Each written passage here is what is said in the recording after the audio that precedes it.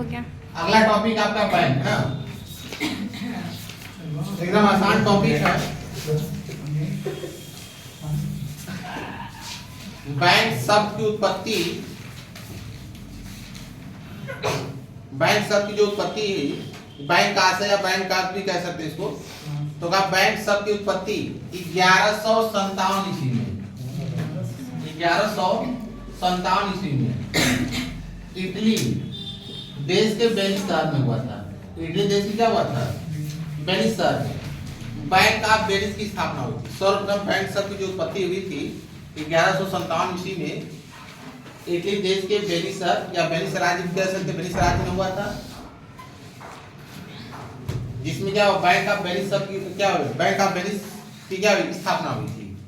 का इसकी स्थापना के पीछे मेन तथ्य क्या थी? का उस समय जो इटली देश का वेनिस राज्य था या वेनिस शहर था, वो अपने पड़ोसी राज्य से क्या था, युद्ध में लगा हुआ था, युद्ध में संलग्न था। का अगर मनुष्य युद्ध में जब लगता है तो कुछ हो न हो, लेकिन अपार धन और जन की क्या होती है, हानि होती है। तो उस समय वेनिस के पास भी यही समस्या हुई। युद्ध के कारण वेनिस के पास क्या हुई, अपार धन और जन की क्या हुई, हानि हुई। और इस हानि को पूरा करने के लिए वेनिस परिषद के पास कोई चारा नहीं था। तो उसने क्या किया, एक उपाय लगाया, अपने ही राज्य की जनता के ऊपर 1% अनिवार्य ऋण के रूप में मांगी। मतलब 1% अगर उस राज्य की कोई जनता है तो उसे 1% देना क्या है, कंपल्सरी है। जैसे आज 1 जनवरी की पार्टी लेनी है तो हम 1% सबसे कर दें कि जब देना जरूरी है, तो जिसके पास 10,000 रुपया होगा वो 1% देगा, जिसके पास 1 लाख होगा वो भी 1% देगा, जिसके पास 50,000 होगा वो भी क्या करेगा, 1% देगा। और क्या परसेंट ब्याज देने की बात बोली, 4%। का 1% अनिवार्य ऋण के रूप में मांग की और उस पर 4% ब्याज देने की क्या की, घोषणा की। 4% क्या करेगी, वो देगी, है ना, 4% वो ब्याज देगी। अब क्या हुआ कि उस राज्य की जनता, सभी जनता ने क्या किया, अपना हिस्से का ऋण क्या किया, परिषद को दे दिया। और परिषद के पास बहुत बड़ा धन क्या हो गया, इकट्ठा हो गया, जिसे लोग कहते हैं पहाड़, बहुत बड़ा क्या हो गया, इकट्ठा हो गया। तो उस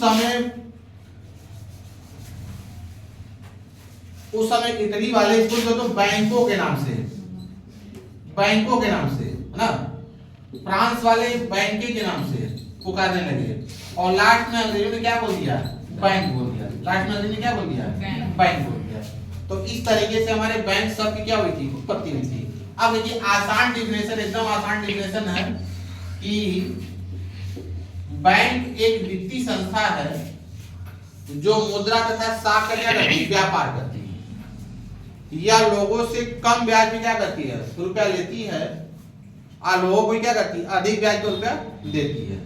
जो ब्याज का अंतर होता है वही बैंक का क्या होता है, लाभ होता है। जो ब्याज का अंतर होता है वही बैंक का क्या होता है, लाभ होता है। एकदम आसान यहाँ पर मान लीजिए बैंक को हम 100 रुपया जमा किए और बैंक हमको 4% ब्याज देने की बात की। बैंक कितना जमा किया, 100 रुपया, और कितना परसेंट ब्याज देने की बात की, 4 रुपया। अब बैंक ने यही 100 रुपया किसी दूसरे पार्टी को ऋण के रूप में दी, उसने क्या परसेंट ब्याज ले लिया, तो दूसरे पार्टी से वो कितना ले रही, 10 रुपया ले रही, और हमको कितना दे रही, वो 4 रुपया। तो बीच में जो उसको 6 रुपया हुआ वो क्या हुआ, बैंक का लाभ हुआ। ये एग्जांपल है, इसका कोई तथ्य से संबंध नहीं है। अब देखिए बैंक की परिभाषा में सबसे आसान परिभाषा ये थे प्रोफेसर हार्ट, है ना। बैंक की परिभाषा में जो दिए थे प्रोफेसर हार्ट ने परिभाषा एकदम आसान दिया था कि बैंक जो है रुपया का क्या करती है, व्यवसाय करती है। बैंक जो है रुपया क्या करती है, व्यवसाय करती है, या लोगों का रुपया क्या करती है, अपने पास जमा के रूप में क्या करती है, स्वीकार करती है, और उन्हें मांगने में क्या करती है, उनका भुगतान कर देती है। बैंक रुपया क्या करती है, व्यवसाय करती है, और यह लोगों का रुपया क्या करती है, अपने यहाँ जमा के रूप में क्या करती है, स्वीकार करती है, और लोगों द्वारा मांगे जाने में क्या करती है, उनका भुगतान कर देती है। वो क्या कहलाती है, हमारी बैंक कहलाती है।